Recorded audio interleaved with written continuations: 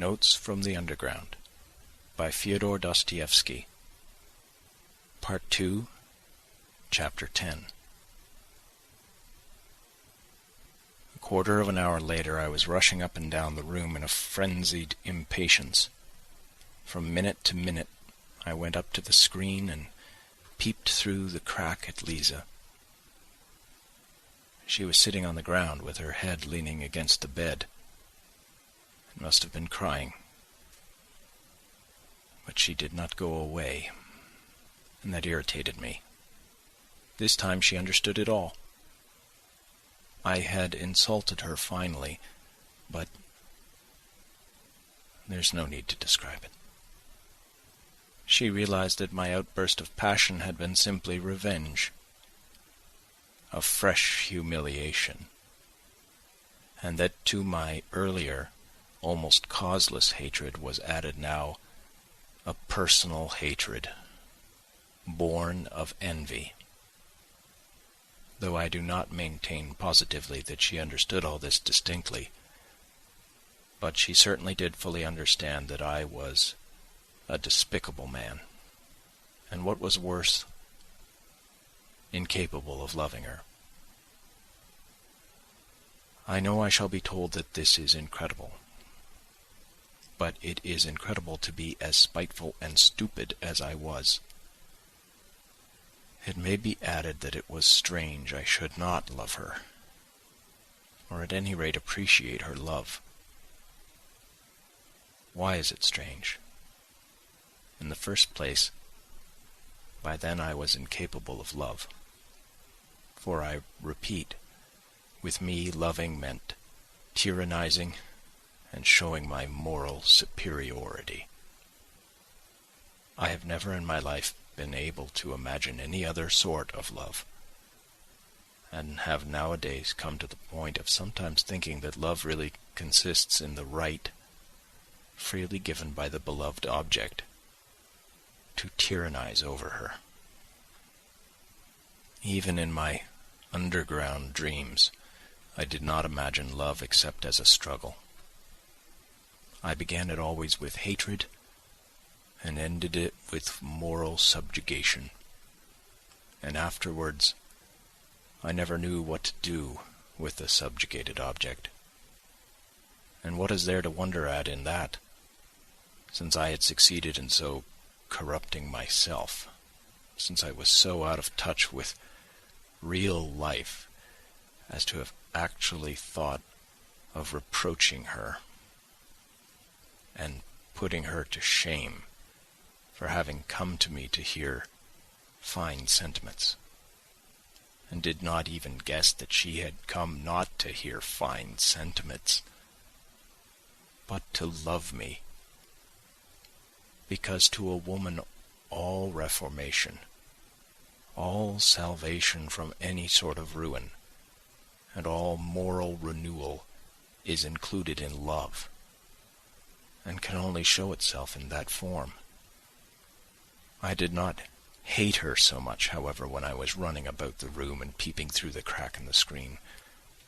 I was only insufferably oppressed by her being here. I wanted her to disappear. I wanted peace, to be left alone in my underground world.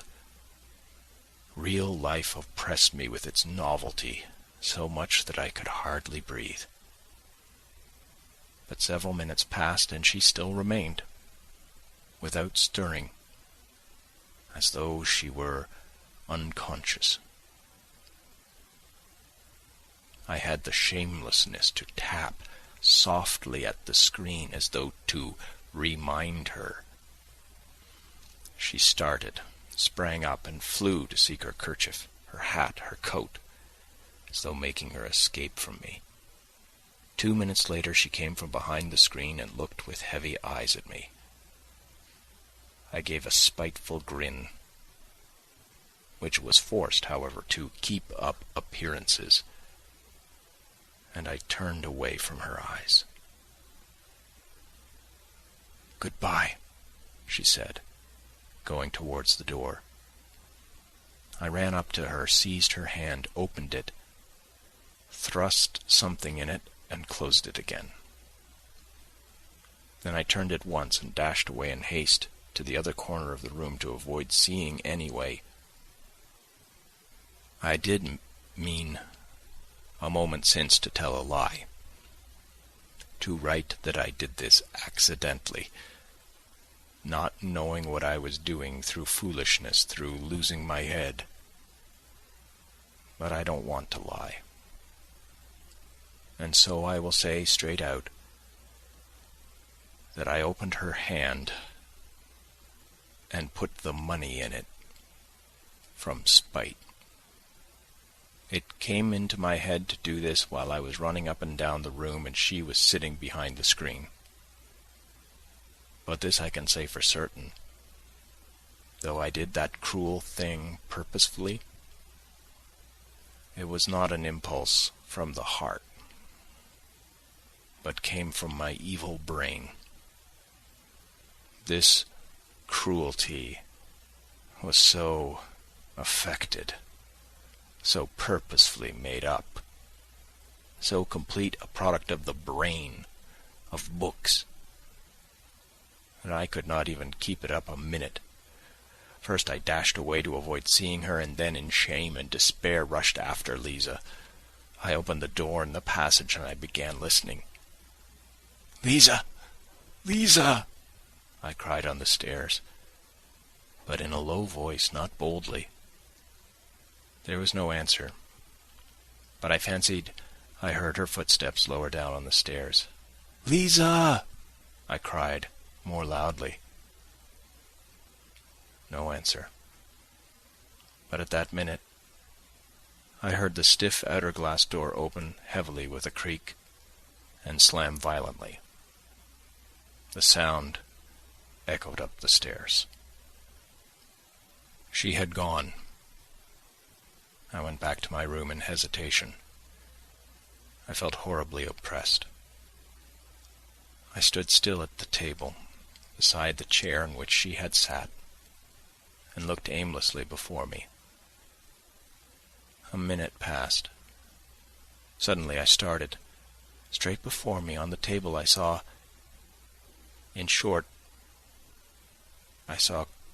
a crumpled blue 5-ruble note,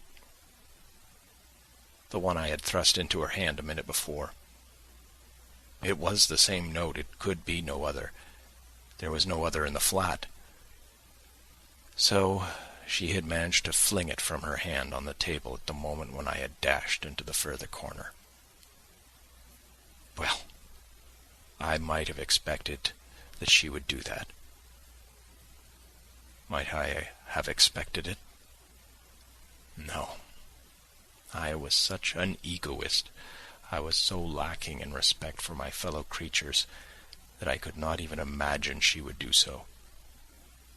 I could not endure it. A minute later I flew like a madman to dress, flinging on what I could at random, and ran headlong after her.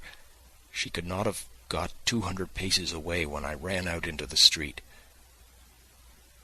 It was a still night, and the snow was coming down in masses and falling almost perpendicularly, covering the pavement and the empty street as though with a pillow. There was no one in the street. No sound was to be heard. The street lamps gave a disconsolate and useless glimmer.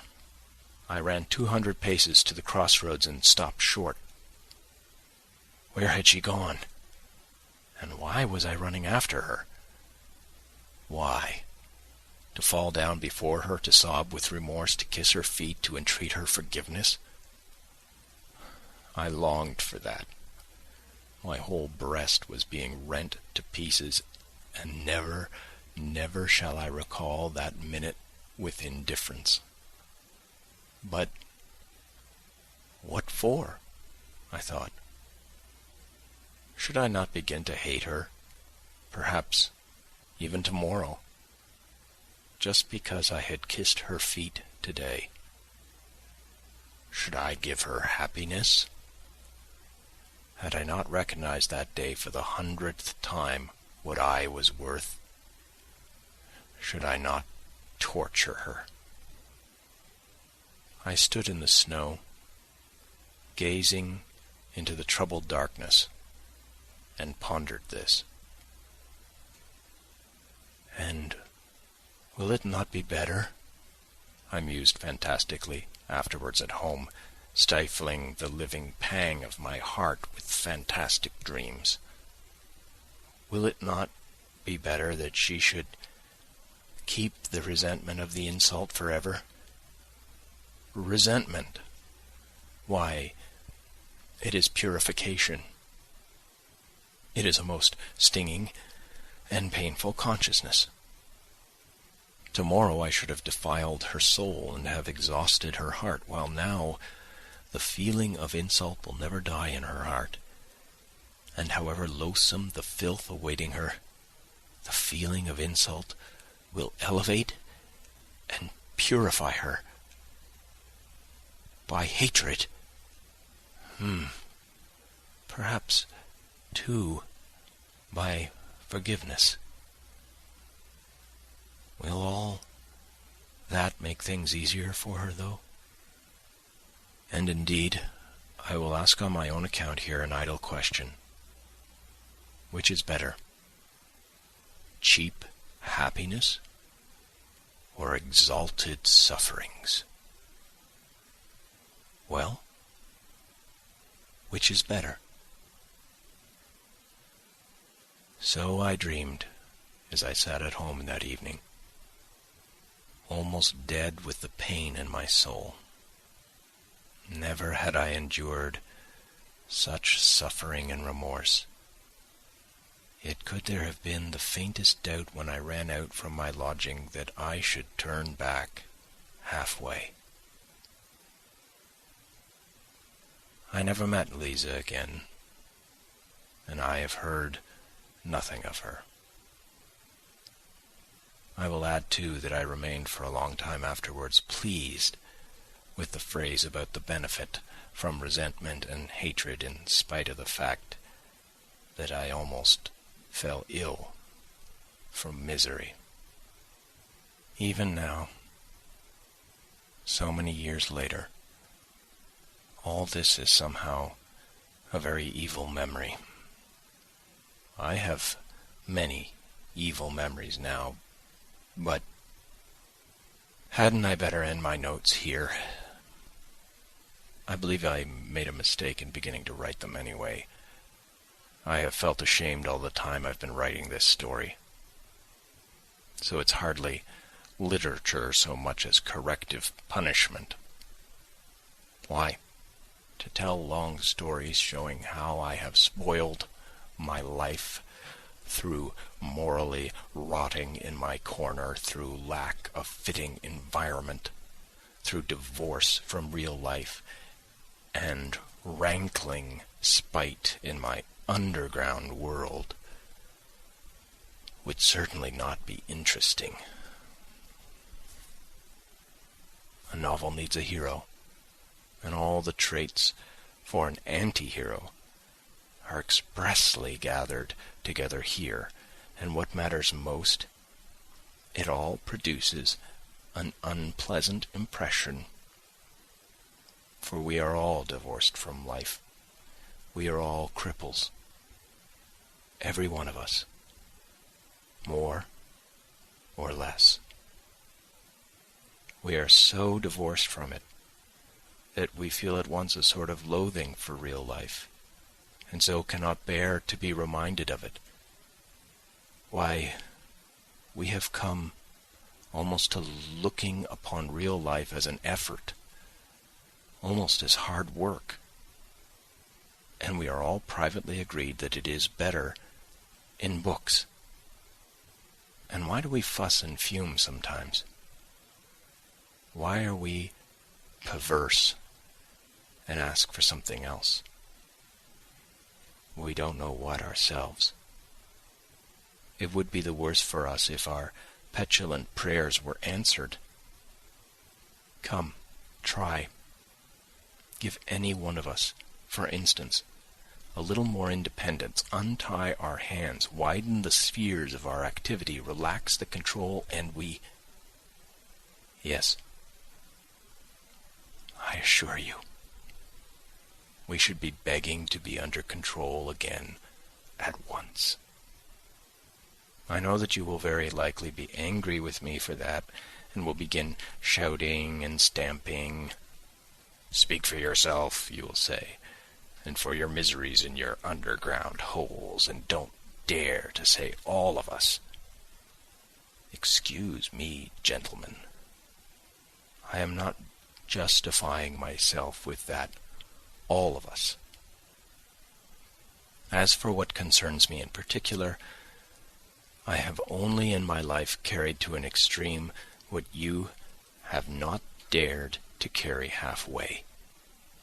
And what's more, you have taken your cowardice for good sense, and have found comfort in deceiving yourselves. So that perhaps after all, there is more life in me than in you. Look into it more carefully. Why, we don't even know what living means now, what it is, and what it is called. Leave us alone without books, and we shall be lost and in confusion at once. We shall not know what to join on to, what to cling to, what to love, and what to hate, what to respect, and what to despise. We are oppressed at being men.